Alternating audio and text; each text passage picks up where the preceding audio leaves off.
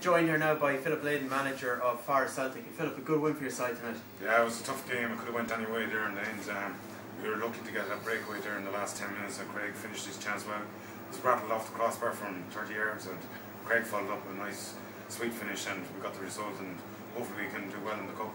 We aimed to get at least the semi-final this year, and we hope to surprise a couple of teams. Now we'll focus on our next game. We take it game by game and take it from there, really.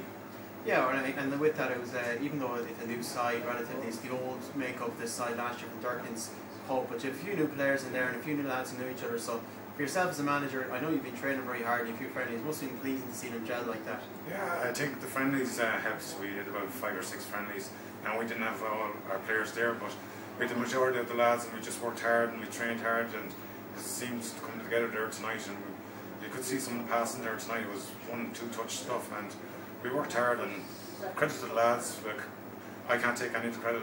I give all the credit to the lads in the dressing room tonight.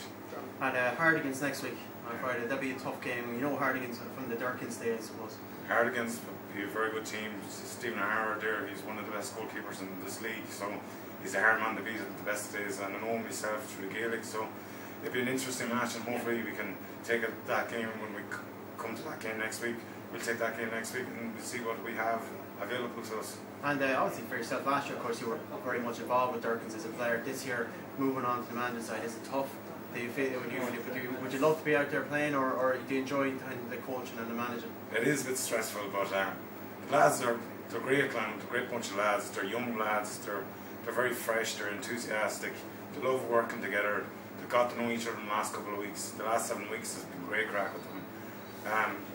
We might have a few points now after the game, the Irish game, and hopefully Ireland can do the stuff tonight too.